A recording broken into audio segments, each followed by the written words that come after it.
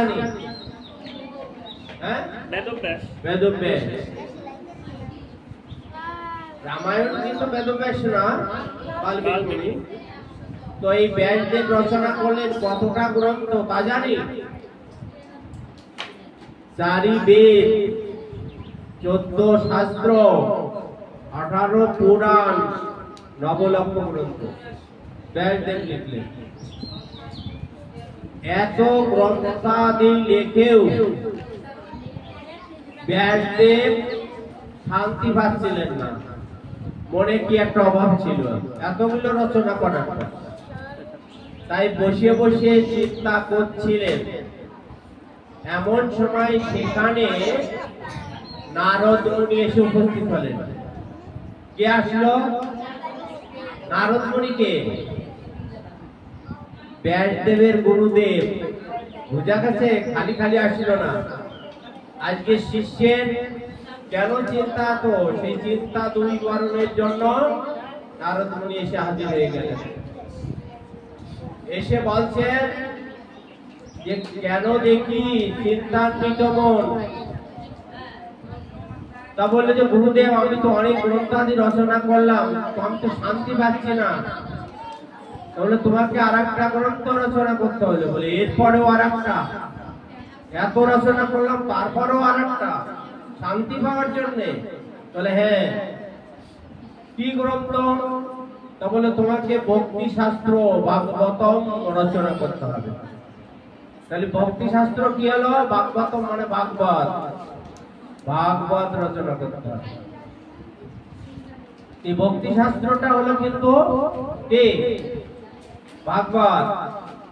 ভক্তি শাস্ত্র ভাগবত। আর ওই ভক্তির জগতে না গেলে ভাগবত বোঝা যাবে নাকি? দেখে কান্দার অন্তরে ব্যথা লেগে কান্দা এক না। আমরা দেখে দেখেও কান্দি না। একজন মারা গেছে, কান্দিছে সেই তার বাড়ির লোকজনে, তাই আমি দেখে দেখে কান্দি পড়ি। আমার তো অত ব্যথা লাগেনি, আমার অত ব্যথা লাগেছিল মারা যাতে, কিন্তু কান্দা দেখে আমি কেঁদে।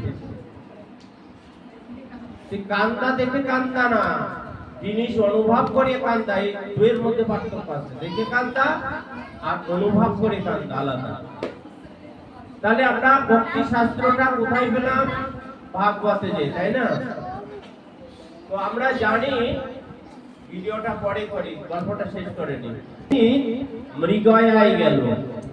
মৃগয়া মানে কি? হরিণ শিকারে। হরিণ শিকারে গেল। হরিণ শিকারে গিয়ে মৃগ পেল না। কি হলো? পিপাসার্থ হয়ে গেছে। মানে বনের মধ্যে দিক ওদিক দৌড়দৌড়ি করছে, কোথায় হরিণ আছে, কোথায় হরিণ আছে। পড়ে পড়িয়ে হরিণ আর মিলল না, কিন্তু পিপাসায় কাতর হয়ে গেল। তাই জল খাওয়ার জন্য, জল পান করার জন্য এদিক ওদিক ছোটাছুটি করলো। করতে করতে এসে সবিক মুনির আশ্রমে হাজির হয়ে গেল। দেখে যে এক মণিবার চোখ ভিজে। তো এতটা পিপাসা লেগেছে, সবিক মুনির কাছে এসে বলছে, মণিবার আমার ভীষণ পিপাসা পেয়েছে, আমাকে একটু জল দিন। কিন্তু জল সবিক মুনি দিল না। কেন? সবিক মুনির কাছে জল চাইলো রাজা, তাও তারপর জল দিল না কেন? তার মানে ধ্যানে মগ্ন, বাহ্য জ্ঞান নেই সবিক মুনির। বারবার জল চাওয়া সত্ত্বেও জল দেয়নি। রাজার মনে মনে একটু রাগ হয়ে গেছে। রাজা অতটা ভাবেনি, ভাবিছে এমনি এমনি বসে রয়েছে, কিন্তু ধ্যানমগ্ন হয়ে রয়েছে, এই বাহ্য জ্ঞান তার ভিতর আর নেই। তো রাজা রাগান্বিত হয়ে, কি আমি এই দেশের রাজা, আমার রাজ্যে উনি আমারে জল দিল না, কিছু একটা পড়িয়ে যায়। চিন্তা এসে গেছে মনে, কিছু একটা পড়িয়ে যায়। কি কি করি কি করি, এদিক ওদিক তাকাচ্ছে, পাশেই দেখে বিরাট এক সাপ, মরা সাপ। সাপ মরা সাপ পড়ে রয়েছে। চিন্তা করলো এ সুযোগটা ছাড়া যায় না, কোথায় লাঠি পাবো, কি হ্যান ছাত্র। ওই সাপ ধনুকের ওই আগা দিয়ে সাপটা তুলিয়ে এনে সবিক মুনির গলায় ফেলাই। রাগের চোট, রাগে কি না হয় তাহলে বাবু, রাগের চোটে জড়াইয়ে খানিকটা দূর কিন্তু চলেও গেছে। তারপরে ফিরে তাকালেন, ফিরিয়ে তাকায় দেখে শ্রমিক মুনি তেমনি ভাবেই বসে আছে। তখন পরীক্ষিত মহারাজ চিন্তা করলো, ও তাহলে তো এই মনির তো জ্ঞান নেই, এমনি বসে আছে, তো ধ্যানে মগ্ন হয়ে আছে, তাহলে তো আমার জড়ানোটা কি ঠিক হয়েছে? ক্ষণকাল স্তব্ধ হয়ে থেকে মনের ভিতর থেকে পরীক্ষিত মহারাজের ভিতরে একটা আনন্দ ভাব প্রকাশ পেয়েছে, কি যে না, যখন সে ধ্যানমগ্ন ছিল আমি জল চাইছি, সে জল দেবে কি করে? কিন্তু আমি তো জল চাইছিলাম, এই জল তো দেয়নি শ্রমিক মুনি, সেই জন্য শ্রমিক মুনির একটা অপরাধ হতো, কিন্তু সেই অপরাধটা আমি সাপ জড়াইয়ে অপরাধটা আমার মধ্যে নিয়ে আসি। তাহলে পরীক্ষিত মহারাজ কি ছোটখাটো একটা কথা নাকি? পরীক্ষিত মহারাজ কেউ কি নিজে এই দায়ভারটা নিতে চায়? পরীক্ষিত মহারাজ খুব খুশি হয়ে গেল যে না না, বিনা দোষে আজকে এই মুনির অপরাধ হচ্ছিল, সেই অপরাধটা অন্তত আমি কাঁধে তুলে নিলাম। তাই চলে গেল, প্রাসাদে চলে গেল, আর যেতে যেতে মনে মনে বলল যে কখন আমি এই সুসংবাদটা পাবো। এটা কি সুসংবাদ হবে পরীক্ষিতের জন্য? কিন্তু যেটা পাবে সেইটাকে পরীক্ষিত সুসংবাদ ভেবে নেবে। এদিকে এই আশ্রম মণিবর যে জায়গায় ধ্যান করছিল তার অনতি দূরে বলতে কি আমরা বুঝি বেশি দূরে না, বেশি দূরে না, অল্প দূরে মুনি বালকরা খেলা করছিল। তো সেই মুনি বালকদের ভিতর থেকে একজনকে শৃঙ্গীকে লক্ষ্য করে বলছো, শৃঙ্গী তোমরা বলে মুনি শ্রেষ্ঠ, যদি মুনি শ্রেষ্ঠ হবে তো তোমার পিতার গলে মরা সাপ জড়াই কেন? তাহলে যে মুনির গলায় সাপ জড়াইয়েছে সেই মুনির ছেলের নাম শৃঙ্গী।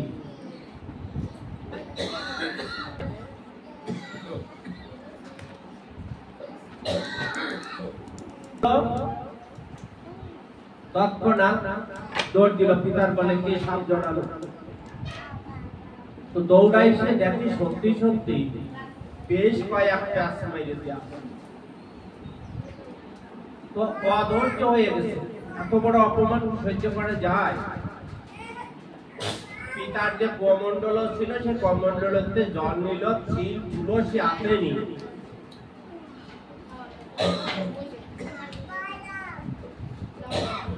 মধ্যে আর এই অভিশাপ বাণী বলার সঙ্গে সঙ্গে শ্রমিক মুনি যে মহাধ্যানে মগ্ন ছিল সেই ধ্যান সেই সময় ভেঙে গেল। আগে জল চেয়ে ভাঙলো না তো, এবার কিন্তু এই অভিশাপে যেন ব্রহ্মাণ্ড কেঁপে গেছে, ভেঙে গেল, ওই ধ্যান ভেঙে গেল। আর ধ্যান ভেঙেই বলছে, পুত্র তুমি করলে কি? তুমি জানো কাকে তুমি অভিশাপ দিয়েছো? যে রাজার সুশাসনে আমরা যাগ যজ্ঞ হোম ব্রত সব নির্বিঘ্নে করি, সেই রাজাকে তুমি অভিশাপ দিলে কেন? তুমি এখনই অভিশাপ ফিরিয়ে নাও। তখন শৃঙ্গী বলছে, পিতা আমি যে শুধু অভিশাপ দিতেই জানি, ফিরাতে তো জানি না। তখন শ্রমিক মুনি চিন্তা করলেন, না এই অবোধ বালক অভিশাপ যখন দিয়েছে ওটা ফলবেই, ওটা আর ফিরানো যাবে না। সঙ্গে সঙ্গে গৌরমুখ নামে এই শ্রমিক মুনির এক শিষ্যকে আহ্বান করল। গৌরমুখ আসলো, শ্রমিক মুনি বলছে, গৌরমুখ তুমি এখনই হস্তিনা রাজপ্রাসাদে চলে যাও, গিয়ে পরীক্ষিত মহারাজকে সংবাদটা দিয়ে এসো যে সপ্ত দিবসের মধ্যেই তার সপ্তম দংশনে মৃত্যু। তো তখন গৌরমুখ যখন হস্তিনা প্রাসাদে ঢুকছে তখন পরীক্ষিত মহারাজ সাদরে তাকে অভ্যর্থনা জানালেন, বললেন, আসুন মুনিবার আসুন, আমার জন্য কি সুসংবাদ নিয়ে আসছেন। তাহলে ওই সেই সুসংবাদ, কি সুসংবাদ নিয়ে আসছেন? তো গৌরব বলছে, মহারাজ আপনার সপ্ত দিবসের মধ্যেই আপনার তথ্য ধ্বংস হয়ে গেল। সংবাদটা পেল, পরীক্ষিত বিমর্ষ হলেন না, পরীক্ষিত মহারাজ বিমর্ষ হলেন।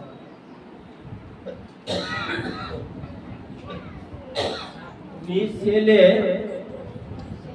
জন্মের জয়ের পর রাজ্যভার দিয়ে তৎক্ষণাৎই বনে গমন করলেন। আর বনে গমন করার সঙ্গে সঙ্গে সেখানে 60,000 মুনি ঋষি চলে আসেন। এই মহারাজকে বাঁচানোর জন্য কেউ স্বর্গে পাঠানো,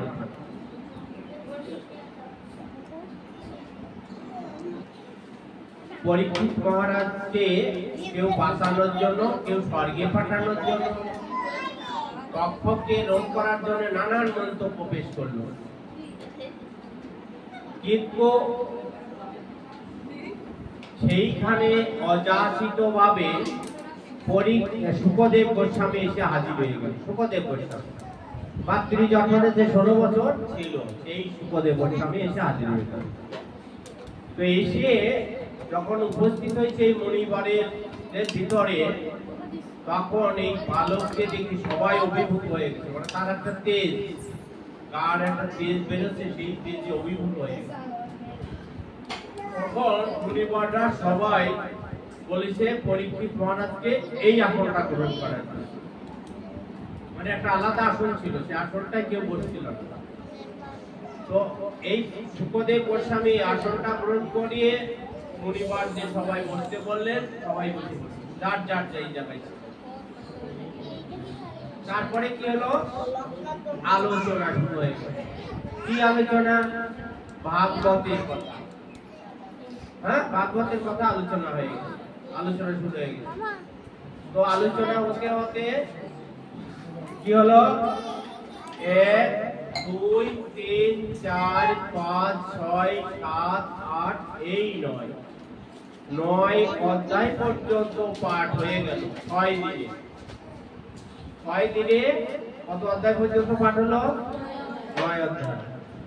এই 9 অধ্যায় পাঠ শেষে পরীক্ষিত মহারাজ বলছেন, হে মণিবর, আপনি এত এই যে 6 দিন ধরে ভাগবতের কথা বলছেন, কিন্তু আপনি এখনো তো আমি যাকে মাতৃ জঠরে দর্শন করেছিলাম সেই তার কথা তো একবারও বললেন না।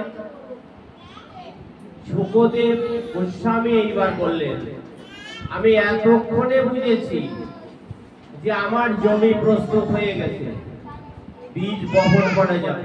এর মানে কৃষকরা মাঠে চাষ করলে কি করে? চাষ করে নাঙলে চাষ দেয় না? তো চাষ না দিয়ে ধান বনে নাকি? এখন তো ধান বোনা নেই অবশ্য। তো সার দিয়ে দিয়ে দিয়ে মাটিটা সুন্দর হয়, তারপরে বীজ বপন করে, ধান বপন করে, তাই তো? আজকে শুকদেব গোস্বামী কি বলছেন যে না, আমি এতক্ষণে বুঝলাম আমার জমি প্রস্তুত হয়ে গেছে, আমি এখন বীজ বপন করব। তার মানে কি? এই 9 অধ্যায় পর্যন্ত পাঠ শুনে পরীক্ষিত মহারাজের নববিধা ভক্তির উদয় হয়ে গেছে। কি হয়ে গেছে উদয়? নববিধা ভক্তি। 9টা ভক্তি আছে, ব্রাহ্মণদের 9টা ভক্তি আছে, সেই নববিধা ভক্তির উদয় হয়ে গেছে। কি হলো তাহলে? এবার বলল যে হ্যাঁ, জমি যখন প্রস্তুত হয়ে গেছে, বীজ তো বপন করব। তো ভাগবতের 10ম স্কন্ধে কি আছে? এই 9ম স্কন্ধ পর্যন্ত হয়ে গেল, ঠিক আছে? অধ্যায় না, স্কন্ধ এটা। এবার 10ম স্কন্ধে কি? 10ম স্কন্ধেই হলো ভগবানের আবির্ভাব কথা। কৃষ্ণের আবির্ভাব কোথায় হয়েছে? 10ম স্কন্ধে। বুঝা গেছে? তাহলে আমরা এই জ্ঞান কাহানি বলবো কি করে? বুঝা যাবে? তাহলে আমার জ্ঞান সঞ্চারের জন্য আগে আমরা ভক্তি কোন জায়গা দিয়ে? গীতা দিয়ে। গীতাতে ঢুকে জ্ঞান অর্জন হচ্ছে, তারপরে ভক্তি রাজ্যে প্রবেশ, তারপরে ভাগবতের কথা শুনতে শুনতে শুনতে পরীক্ষিত মহারাজ হারিয়ে গেছে। কেন হারিয়ে গেছে? কারণ এইবার তো সেই ভগবানের কথা হচ্ছে যেটা মাতৃ জঠরে দর্শন করেছিল, সেই রূপ দর্শন হয়ে যাচ্ছে। দর্শন হতে হতে একেবারে বিমোহিত হয়ে গেছে। তো প্রায় সন্ধ্যা লেগে গেছে, বেলা ডোবো ডোবো প্রায়। এর মতো অবস্থায় পরীক্ষিত মহারাজের একটু সম্বিত ফিরে পেয়েছে। তো দেখে যে বেলা প্রায় ডুবে যায়, হঠাৎ করেই মাথায় সেই কথা মনে পড়লো যে একটু পরেই তো বেলা ডুবে যাবে, আর বেলা ডুবে গেলে তো মুনিবাক্য ব্যভিচার হয়ে যাবে, মুনিবাক্য ব্যভিচার হয়ে যাবে, তার মানে মৃত্যু হয়ে যাবে। তা বলছে এটা তো হওয়া সম্ভব না, এই মুনিবাক্য ব্যভিচার হতে দেওয়া যাবে না, এইরকম চিন্তা করছে। আর চিন্তা করতে করতে হঠাৎ করেই একজন দুটো ফল খাওয়ানোর জন্য রাজাকে শেষবারের মতো ফল খাতে চলে আসে। হ্যাঁ, কয়েকটা ফল নিয়ে চলে আসছে। তো একটা কুল ফল হাতে নিয়ে উলট পালট করছে পরীক্ষিত মহারাজ।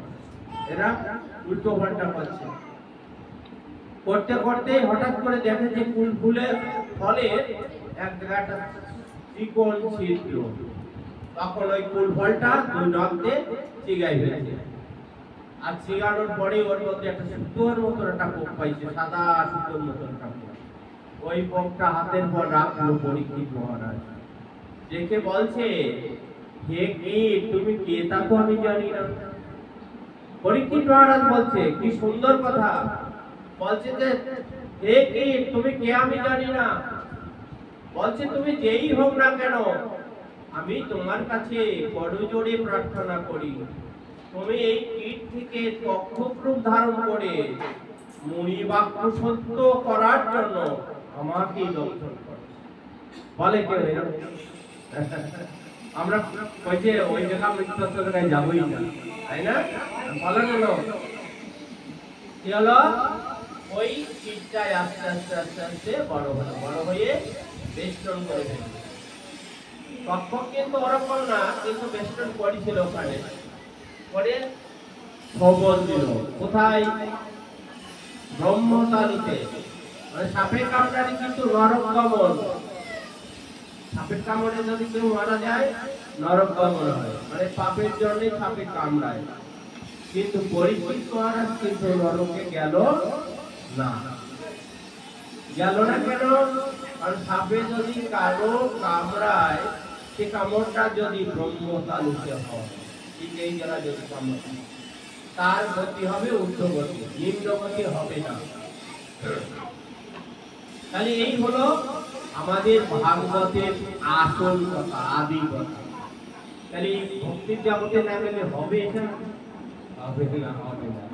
হ্যাঁ, তো এই তথ্যকে এখন দাম শুনলে তোমরা তো অবাক হয়ে যাবে। তক্ষক সাপের দাম শুনলে অবাক হয়ে যাবে।